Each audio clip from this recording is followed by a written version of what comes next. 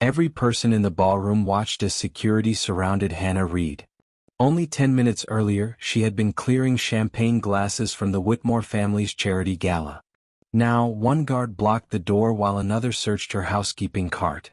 Hannah could feel the eyes of 200 wealthy guests pressing against her. "What exactly are you looking for?" she asked. Vivian Whitmore stepped forward. She wore a silver gown and the cold expression of someone who had already decided Hannah was guilty. "My mother's sapphire necklace," Vivian said. "It was removed from the display case less than 20 minutes ago. The necklace was worth nearly $2 million. It had belonged to 3 generations of Whitmore women and was supposed to be auctioned that evening to benefit the Claire Whitmore Children's Foundation." Hannah looked toward Daniel Whitmore, the owner of the estate.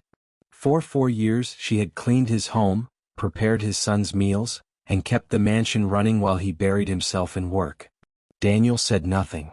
The guard reached beneath the towels in Hannah's cart and pulled out a blue velvet jewelry box. The room went silent. Vivian's eyes narrowed. "I knew it." Hannah stared at the box. "I've never seen that before." The guard opened it. It was empty. Vivian moved closer. "Where is the necklace?" "I didn't take it. You were seen outside the library." "I was cleaning the library. And now the necklace box is in your cart." Hannah's hands trembled, but she kept her voice steady. "Search my bag. Search my locker. Search my home if you have to. You won't find it." Vivian turned to Daniel. "Call the police." A guard reached for Hannah's arm. Then a child's voice cut through the room. "Stop." Daniel's face went pale. At the top of the staircase stood his 8-year-old son, Noah. The little boy gripped the railing with both hands. His knees shook beneath his dark suit. Noah had not spoken a complete sentence since his mother died 18 months earlier. But now he looked directly at Hannah. "She didn't take it." Daniel slowly stepped toward him. "Noah?" The boy swallowed. "I know where it is." Every guest turned toward the stairs. Noah walked into the ballroom and stopped beside Hannah. Without another word, he took her hand and led her upstairs. Daniel, Vivian, and the security guards followed them into the nursery. Noah knelt beside an old wooden train that had once belonged to his father. He opened the red engine and reached into its hollow center. When he pulled out his hand, the sapphire necklace hung from his fingers. Blue stones glittered beneath the nursery lights. Daniel stared at his son. Why was it in there? Noah's mouth opened, but no sound came out. Vivian rushed forward and took the necklace. "You see," she said. "The child hid it." Hannah probably convinced him to help her. Hannah pulled Noah behind her. "I would never use him that way." "Then explain why the box was in your cart." "I can't." Daniel looked from the necklace to the frightened boy clinging to Hannah's sleeve. The evidence against Hannah no longer made sense, but the doubt in Daniel's face hurt her more than Vivian's accusation. Daniel finally turned to the guards. "Do not call the police." "Not yet." Vivian stared at him. "Daniel, the necklace has been recovered. That doesn't mean she's innocent." Hannah untied her white apron. She folded it carefully and placed it on the nursery table. "I won't remain in a house where I'm treated like a thief." Daniel took a step toward her. "Hannah, wait." She looked him in the eyes. "I've worked here for 4 years. If 4 years of honesty aren't enough for you to believe me, nothing I say tonight will be." She walked toward the door. Noah refused to release her hand. Hannah knelt in front of him. "You were very brave downstairs." Tears collected in his eyes. "Are you leaving?" "I have to go home tonight." "Are you coming back?" Hannah glanced at Daniel, but he still had no answer for her. She gently opened Noah's fingers. "I don't know." Noah reached into his pocket and pressed a folded piece of paper into her hand. She waited until she was outside to open it. It was a crayon drawing of 4 people sitting around a table. Noah and his father were on one side. Hannah and her daughter Emma were on the other. Above them, Noah had written 3 uneven words. "Please don't leave." But beneath the drawing was something even more disturbing. A small woman in a silver dress stood behind Hannah's housekeeping cart, holding the empty velvet box. By morning, every employee at the Whitmore estate had heard the accusation. Hannah sat at her kitchen table while her 12-year-old daughter, Emma, quietly made breakfast. Their apartment was small. The kitchen light flickered whenever the refrigerator started, and rainwater had stained the ceiling above the window. But everything was clean. Everything they owned had been earned. Emma placed a piece of toast beside her mother. "You didn't steal it." Hannah looked up. I know you didn't." Emma's voice cracked. "Even if everyone else thinks you did." Hannah pulled her close. After Hannah's husband died, Emma had watched her mother work 2 jobs, care for Hannah's elderly father, and count every dollar before buying groceries. They had lived without many things. They had never lived without dignity. Across town, Daniel sat beside Noah's untouched breakfast. His son had returned to silence. Daniel placed the red wooden train on the table. "I'm not angry," he said. "I only need to understand why you took the necklace." Noah stared at the floor. "Did Hannah ask you to hide it?" The boy immediately shook his head. "Did someone else ask you?" Noah's fingers tightened around his spoon. Daniel slid a notepad toward him. "You can write it." Noah picked up a pencil. For nearly a minute he made no mark. Then he wrote 2 words. "She saw." "Who saw?" Noah looked toward the doorway. Vivian entered carrying a tray of fresh muffins. "Thought you two might need something comforting." The pencil fell from Noah's hand. Vivian smiled at him. "You gave everyone quite a scare last night." Noah pushed his chair away from the table. Daniel noticed the fear in his face. "Vivian, give us a moment." Her smile disappeared. "You aren't seriously allowing a child's drawing to influence you." "What drawing?" Vivian hesitated. Daniel slowly stood. "I didn't mention a drawing." Before she could answer, Noah ran from the room. Vivian set down the tray. "He draws constantly." It was an obvious guess. Was it? "You're exhausted, Daniel. Since Claire died, you've let that housekeeper become too close to him." "Hannah was here when I wasn't. And that should concern you." Daniel looked toward the stairs where his son had disappeared. For the first time he wondered if Hannah's closeness to Noah was not the danger. Perhaps her absence had been the only reason his son felt safe. That afternoon, Daniel drove to Hannah's apartment. He arrived in a black car that looked too expensive for the cracked parking lot. Emma opened the door. "My mother didn't steal anything." "I know. Do you?" Daniel had no honest answer. Hannah appeared behind her daughter. "What do you want?" "To apologize for last night." An apology with a question hiding behind it isn't an apology. Daniel lowered his eyes. "You're right." He handed her an envelope containing her wages. Hannah did not take it. "I'll accept what I earned after my name is cleared." "You need this money." "That doesn't make me guilty." "I didn't say it did." "You didn't have to." Daniel saw a pile of medical bills on the counter beside an old photograph of Hannah's father. He remembered that she paid for his breathing treatments. Vivian had known that too. Daniel placed the envelope on the table. "Noah hasn't eaten today." Hannah's anger softened, but only slightly. "What happened after I left?" He wrote she saw. Then Vivian walked in and he shut down. Hannah removed Noah's drawing from her pocket and spread it across the table. Daniel stared at the silver figure behind the housekeeping cart. "He drew this before or after the gala?" "He gave it to me afterward." Daniel touched the empty velvet box in the picture.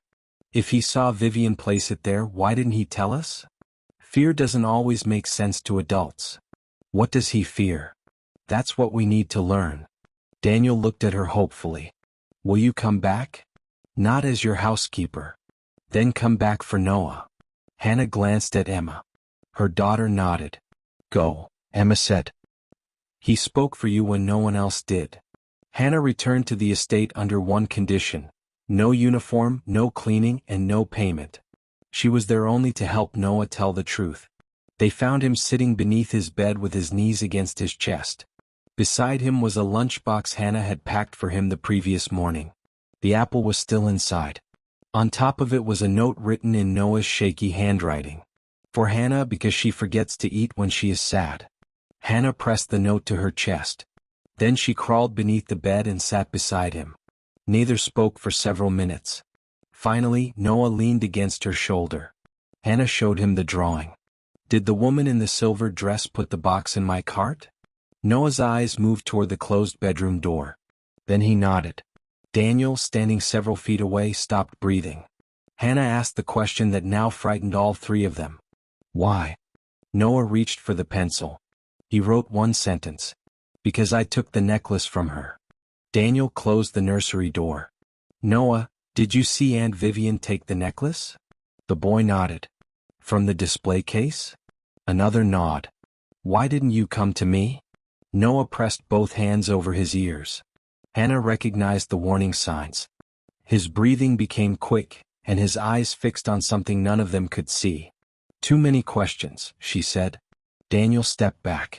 Hannah placed the wooden train beside Noah. You put the necklace here to keep it safe.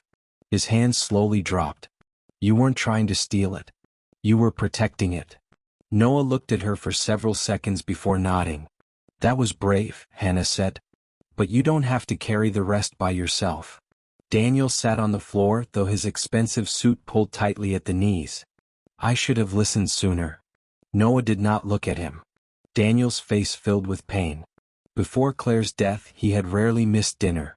Afterward, he stayed at the office until Noah was asleep. He had told himself he was protecting the company and his son's future. In truth, he had been avoiding a house that reminded him of his wife. Hannah reached toward an old music box near the bed. Claire had given it to Noah when he was 5. A tiny painted family once turned beneath its glass lid, but the winding key had broken after the funeral. Noah grabbed Hannah's wrist before she could touch it. Should I leave it alone? He nodded. Did your mother put something inside? His eyes widened. A floorboard creaked in the hallway. Noah pulled the music box against his chest. Daniel opened the door. Vivian stood outside. I was checking on him. You were listening, Daniel said. This is still my family's home. It's my home. The words landed between them. Vivian looked at Hannah. May we speak privately? No, Hannah answered. Vivian's jaw tightened.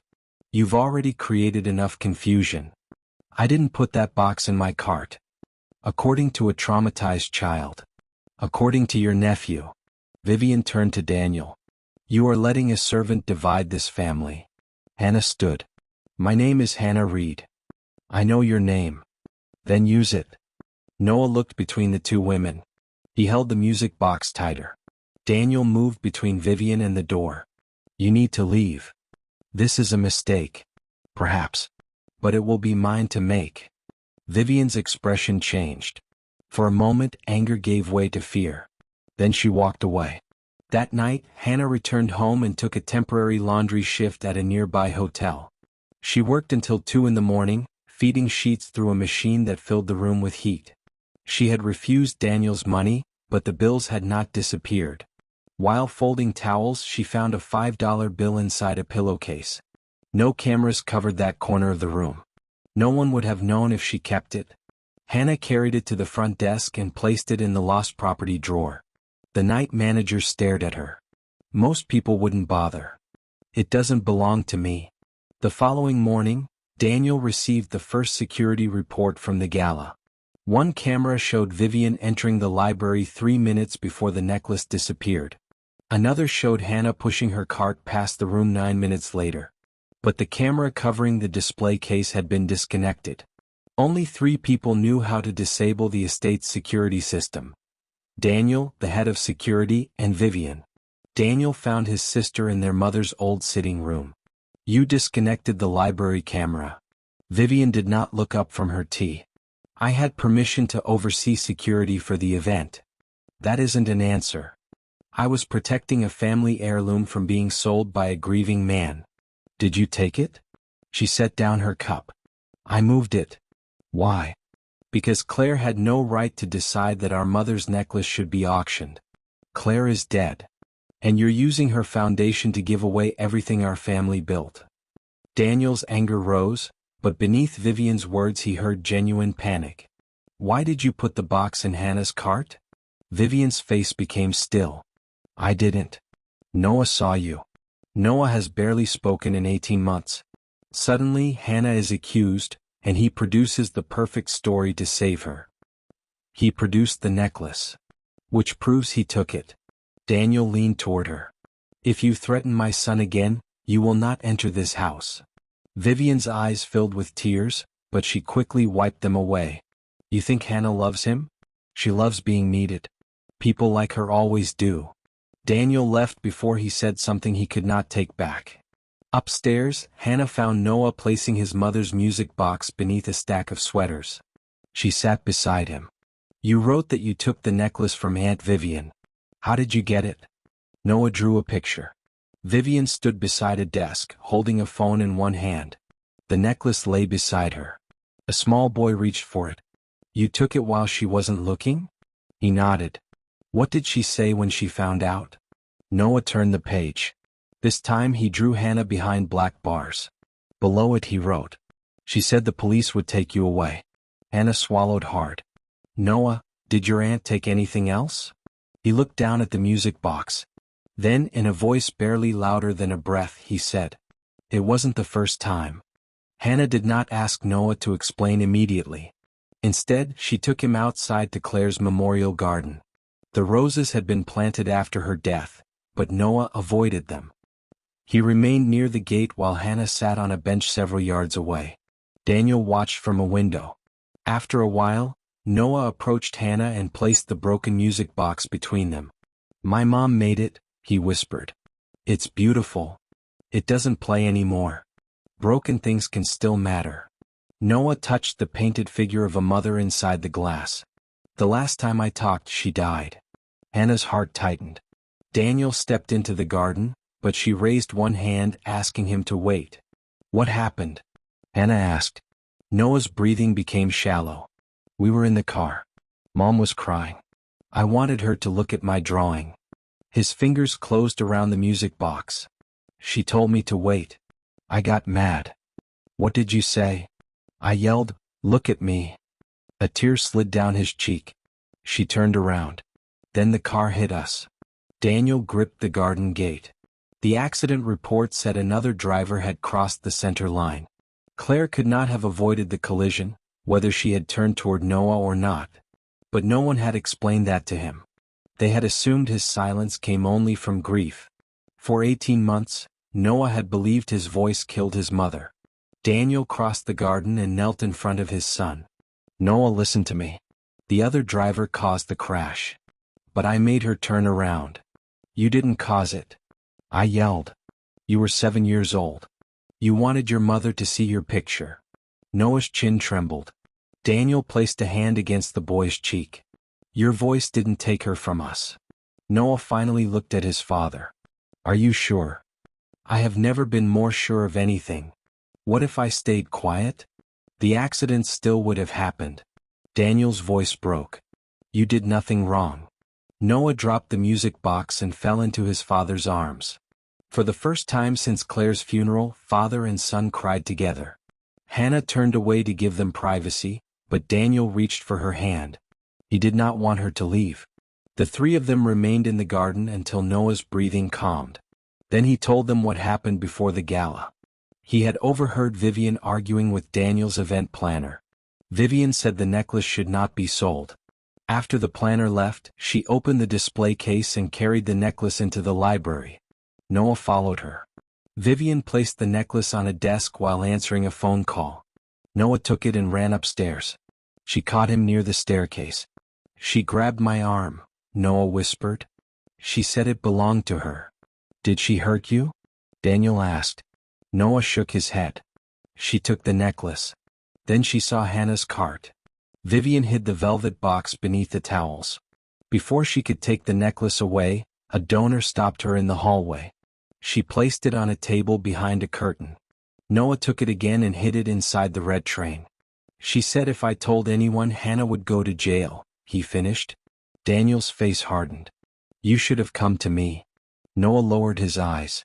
You weren't here. 4 simple words cut through every excuse Daniel had made for himself. He looked toward the mansion, the office calls, and the endless rooms he had allowed to stand between him and his son. You're right, he said. I wasn't.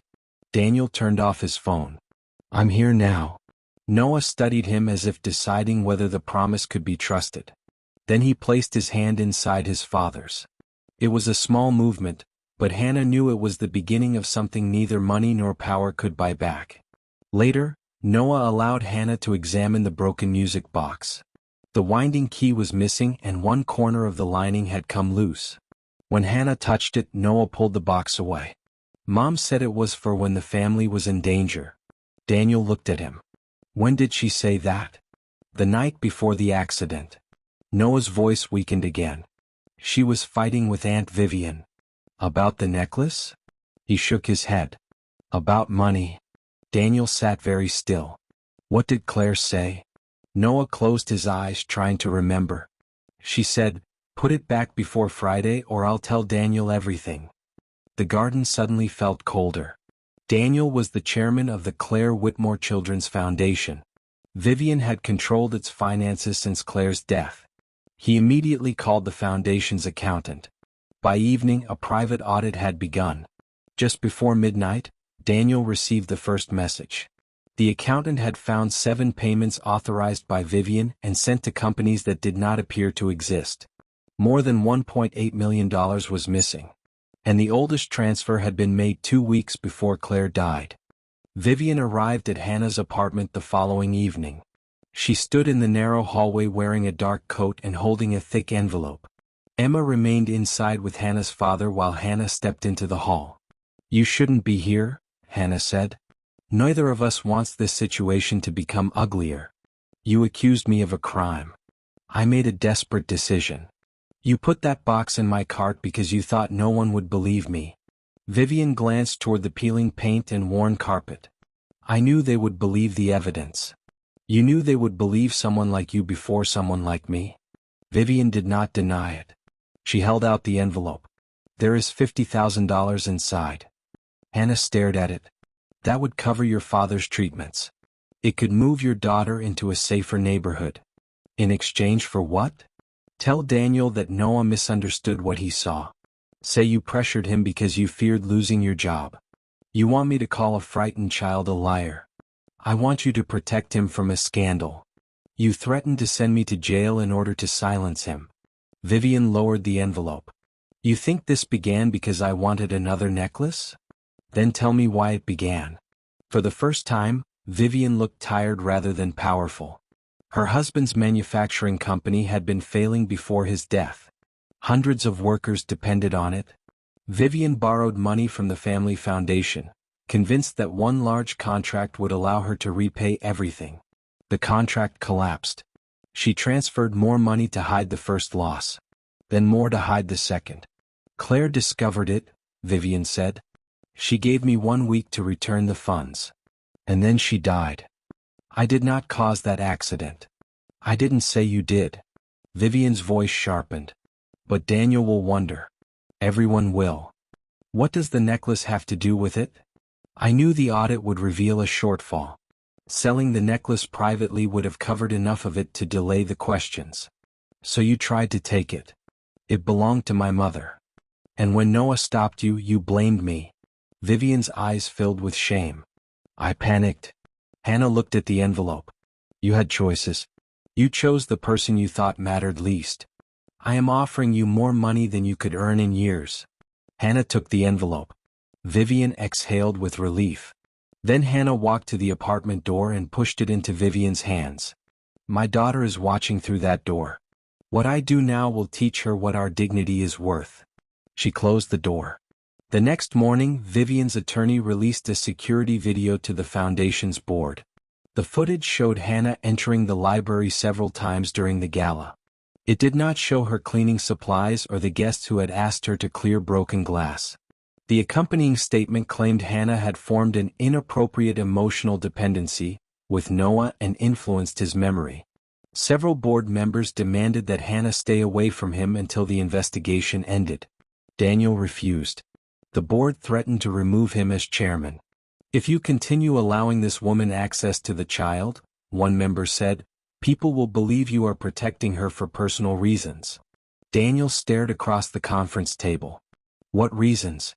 The man avoided his eyes. The implication was clear. A wealthy widower. A poor housekeeper. A private family scandal. Truth mattered less than the story people were willing to believe. That evening, Daniel met Hannah outside the estate. Vivian came to my apartment, she told him. What did she want? To buy my silence. Did she admit to taking the foundation money? Not in a way we can prove. Daniel rubbed his tired eyes. The board is using the video against you. My attorneys think we should avoid contact until the audit is complete. Hannah went still. You want me to leave again? Only temporarily. Noah won't understand temporarily. I'm trying to protect you. Then tell the truth publicly. If I accuse Vivian without complete evidence, her attorneys could destroy the foundation. And if you hide behind attorneys, you may destroy your son. Daniel's voice rose. I could lose everything Claire built. Hannah stepped closer. Noah thinks his voice killed his mother. He thinks telling the truth sends people away. What do you think your silence will teach him? Daniel had no answer. Unfortunately, Noah had heard enough. He stood behind the open library door, clutching his music box. When Hannah left, he did not run after her. He simply returned to his room and closed the door. For the next 2 days he stopped speaking again. He refused food and pushed his red train beneath the bed. Daniel canceled every meeting and remained beside him, but Noah turned toward the wall. At Hannah's apartment, 2 detectives arrived to ask about the gala. She answered every question while Emma watched from the kitchen. Afterward, Hannah found her daughter holding the old photograph of her father. People still think you did it, Emma said. Some do. What if the truth doesn't matter to them? It has to matter to us. Hannah sold her wedding ring that afternoon to hire an attorney. It was the last valuable thing her husband had left her. She cried after leaving the pawn shop, but she did not turn back. That night, Daniel entered Noah's room and found the bed empty. The music box was gone. A folded drawing lay on the pillow. It showed Noah standing beneath a small attic window. Beside him was the painted figure from the music box. At the bottom he had written, I have to show Dad what Mom showed me. Daniel searched the house. The nursery was empty. The garden gate stood open. And on the road beyond it, Noah's blue coat lay in the mud. Police searched the estate grounds while Daniel drove every road between the mansion and town. Vivian arrived after hearing Noah was missing. This happened because you let Hannah confuse him, she said. Daniel turned on her. If anything happens to my son, do not say Hannah's name again. Hannah arrived with Emma 20 minutes later. A police officer tried to stop her at the gate, but Daniel waved her through. He handed her Noah's drawing. I thought the window was in the attic, but we searched every room. Hannah studied it. The frame was blue.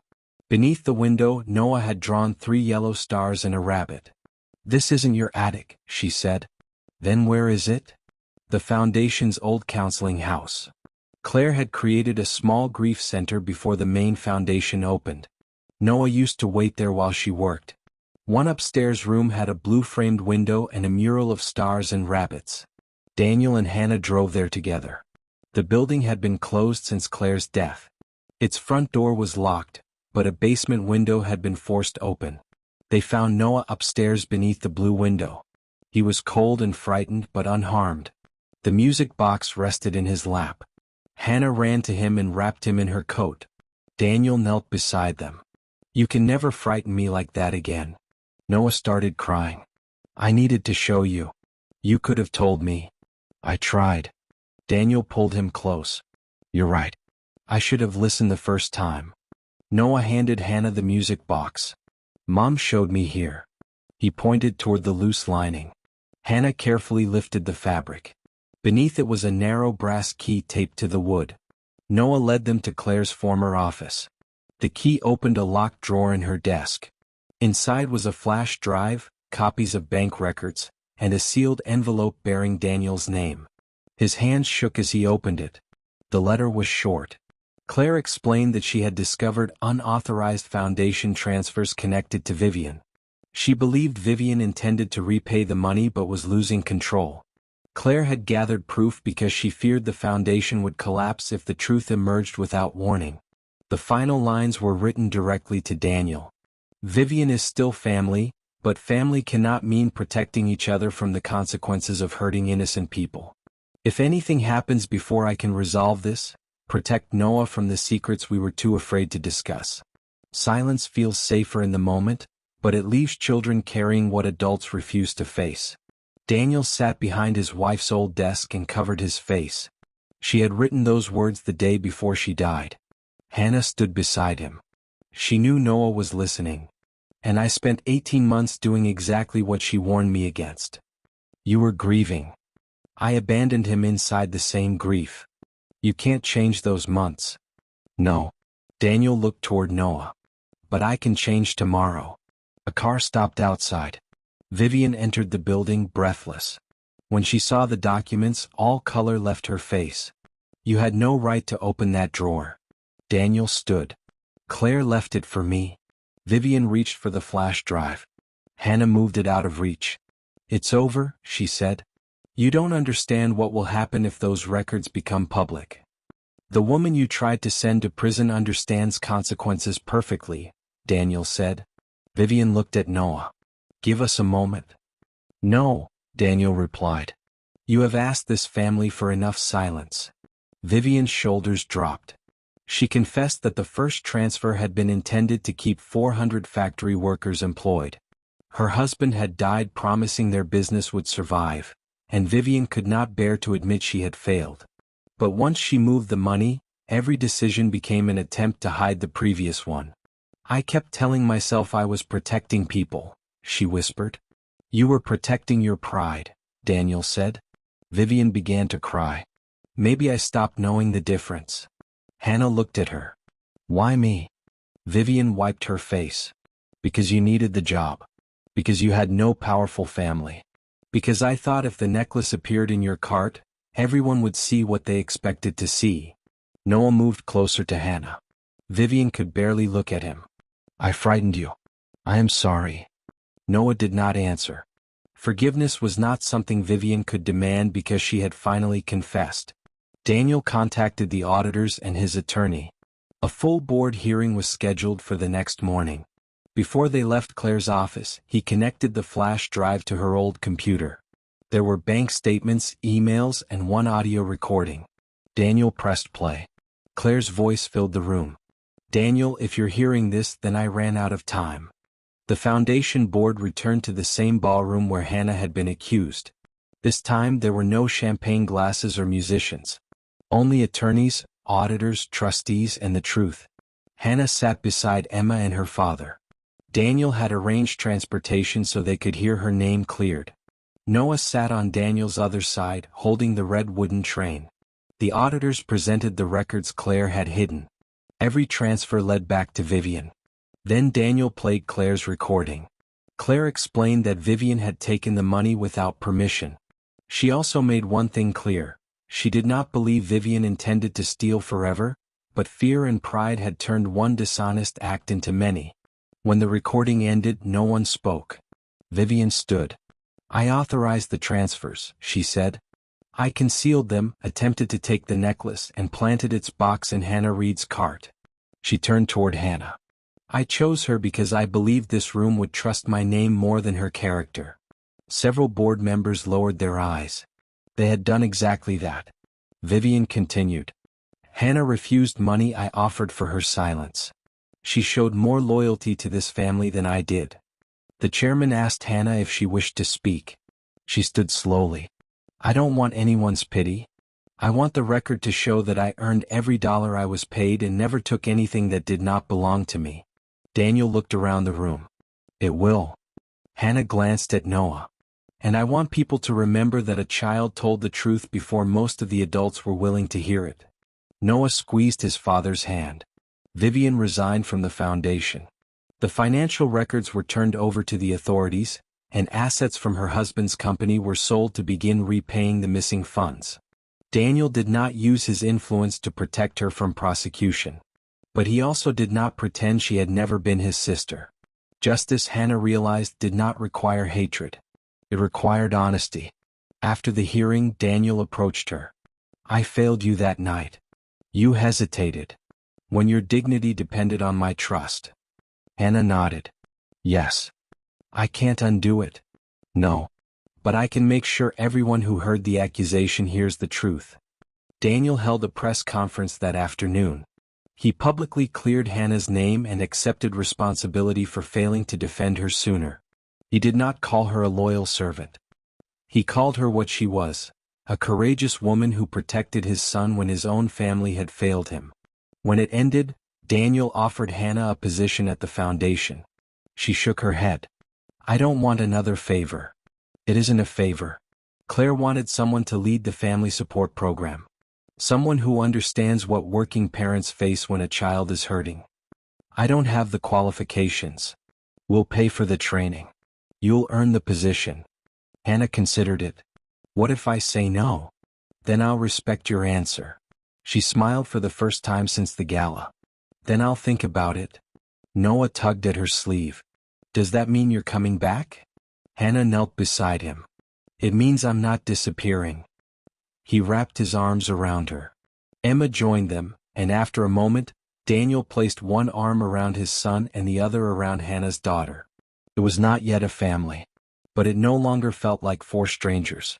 Across the ballroom, Vivian watched them before turning toward the detectives waiting by the door. Noah released Hannah and approached his aunt. Vivian crouched in front of him. I don't expect you to forgive me. He looked at her for a long moment.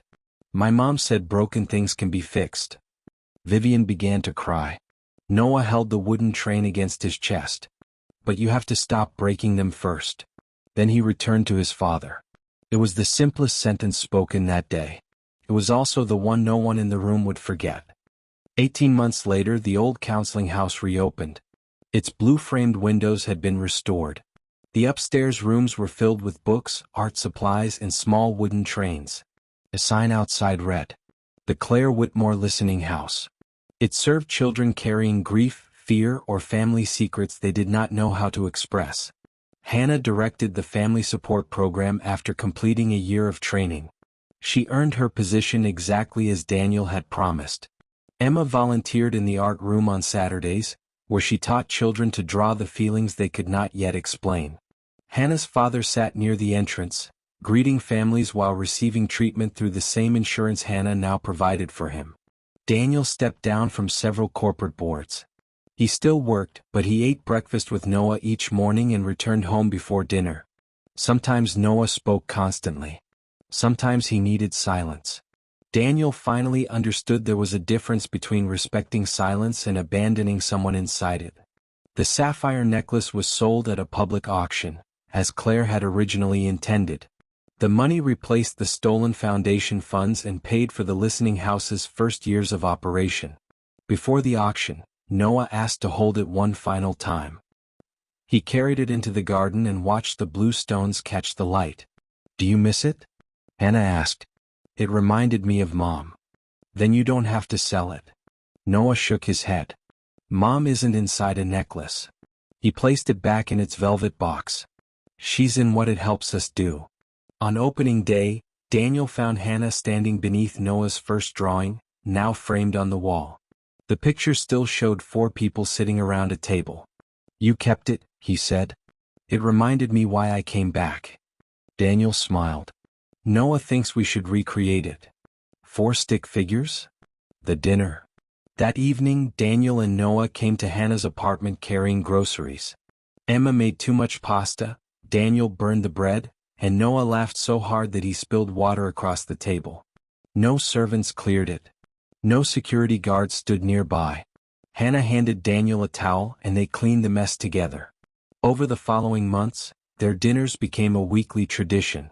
Then twice a week. There was no sudden promise that money could erase the differences between their lives. Trust returned slowly through ordinary things. School pickups, hospital visits, shared meals, apologies kept through action. Daniel and Hannah eventually became more than friends, but neither rushed to name it. They had both learned that relationships built in pain needed patience. Vivian served her sentence through a combination of restitution, probation, and community work. Every month she wrote Noah a letter. For a long time he did not answer. Hannah never told him he had to. One afternoon he finally wrote back. I still love you. I'm still angry. Both things can be true. Vivian kept that letter with her throughout the remainder of her sentence.